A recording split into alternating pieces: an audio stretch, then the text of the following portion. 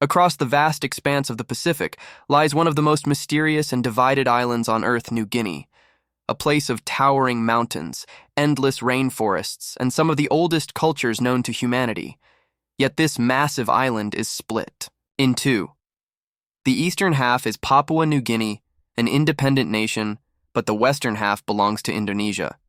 How did this division happen? Why does Indonesia own the western half of New Guinea? To understand this story, we have to go back centuries, long before modern borders and politics, long before Indonesia even existed. For thousands of years, the island was home to scattered tribes, each with their own language and culture. The people lived mostly in the rugged highlands far from the coast. Their societies were small, independent, and self-sufficient. To the outside world, the island remained a mystery. The first Europeans to glimpse New Guinea were the Spanish in the 16th century. They named it after Guinea in Africa because the dark-skinned people reminded them of Africans, but they did not settle there. The land was remote, wild, and difficult to control. For centuries, the great colonial powers looked elsewhere.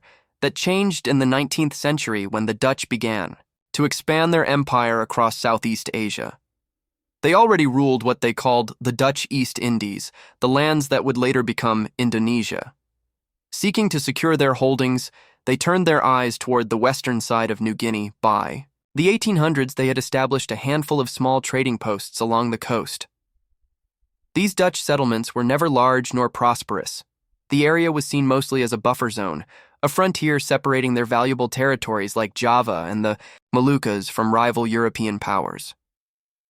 They ruled indirectly through local sultans, such as the Sultan of Tidore, who nominally claimed authority over the western island. The Dutch themselves rarely numbered more than a few hundred people there at any one time. In 1848, the British and the Dutch sat down to divide their spheres of influence in New Guinea.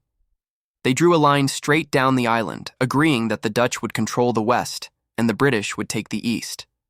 It was a line made with little knowledge of the people or geography. It was simply convenient for the empires. Decades later, the Germans arrived establishing colonies on the northeastern coast of the island for their short-lived empire. By the early 20th century, New Guinea had been carved into three zones: the west under Dutch control, the southeast under British control, and the northeast under German rule. This arrangement lasted until World War I. When the war broke out in 1914, Australian troops, fighting for the British Empire, invaded and captured the German portion. After the war, Australia assumed administration of the Eastern Territories, which it would keep under its control for decades. World War II changed everything. The Japanese invaded much of Southeast Asia, including parts of New Guinea.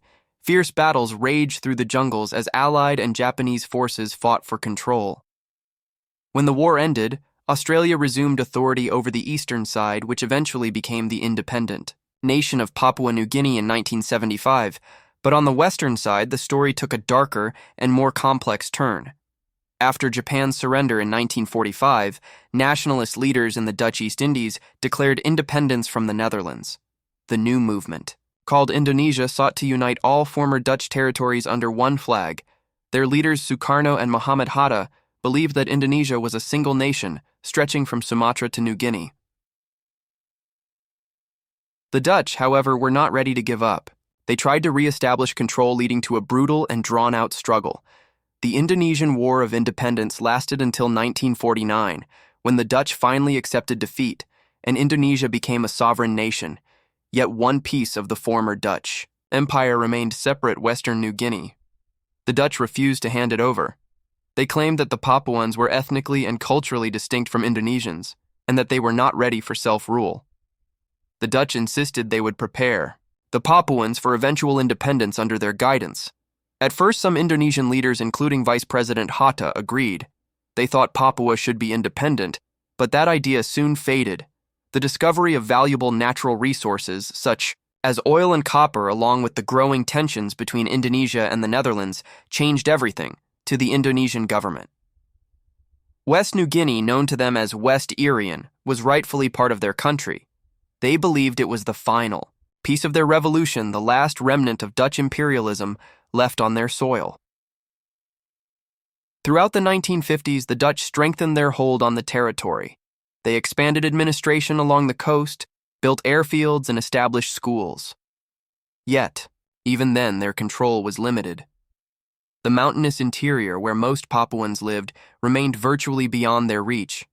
By some estimates, less than a quarter of the population was actually under Dutch authority. The Dutch also began a slow plan for Papuan self-government. They amended their constitution to declare West New Guinea part of the Kingdom of the Netherlands, but promised that the Papuans would one day gain independence. Under this policy, Dutch officials encouraged Papuan nationalism. They trained local leaders, established councils, and even designed a new flag for Indonesia. This was intolerable. President Sukarno saw it as a betrayal, a deliberate attempt to carve away part of his country. He launched an international campaign to claim the territory, arguing that Indonesia was the rightful successor of all Dutch colonies. Many newly independent nations, especially India, supported Indonesia's position, but the United Nations refused to take sides as diplomatic. Efforts stalled. The situation grew more dangerous. In the early 1960s, Sukarno turned to the Soviet Union for military aid. He received warships, aircraft, and weapons, promising to use them if necessary to reclaim the land. In response, the Dutch fortified their bases and increased their military presence. By 1961, tensions had reached the breaking point. That year, the Dutch helped establish a Papuan council composed mostly of local representatives. They raised a new flag called the Morning Star and, on December 1st, declared the formation of the Republic of West Papua. It was a symbolic act, but to Indonesia, it was an open provocation. Sukarno was furious. He ordered the start of Operation Trikora, a campaign to forcibly integrate West Papua into Indonesia. Indonesian paratroopers and Marines began landing secretly along the coast. Small clashes broke out between Indonesian and Dutch forces. One such skirmish in January 1962 became known as the Battle of Arafura Sea, in which dozens of Indonesian soldiers were killed. Though these operations caused little overall damage, they risked igniting a wider war. And that was something the world's powers did not want at this moment. The United States stepped in. President John F. Kennedy saw the conflict as part of the Cold War. If Indonesia felt abandoned, it might drift toward the Soviet bloc. To prevent that, Kennedy pressured both sides to negotiate. He made it clear to the Netherlands that NATO would not support them in a colonial war. Under intense pressure, the Dutch agreed to talks. In August 1962, both nations signed the New York Agreement. Under this deal, the Dutch would transfer control of West New Guinea to a temporary United Nations authority, and then to Indonesia within a year. However, the agreement included one crucial promise. Indonesia would allow the Papuan people to decide their own future through a vote called the Act of Free Choice in 1963. Indonesia formally took control of the territory, renaming it Irian Barat or West Irian. But the promised Act of Free Choice did not truly live up to its name. 6 years later, in 1969, instead of a general election, Indonesia handpicked 1,000 tribal leaders to vote on behalf of the entire population. Under heavy pressure and intimidation, they unanimously voted to join Indonesia. The United Nations observed the process and, despite many objections, officially accepted. The result for the Papuans who desired independence, it was a crushing defeat. The Free Papua movement was born soon after launching a guerrilla resistance that continues in various forms to this day. The conflict has never completely ended. It is often small in scale, but deeply painful for those who live through it.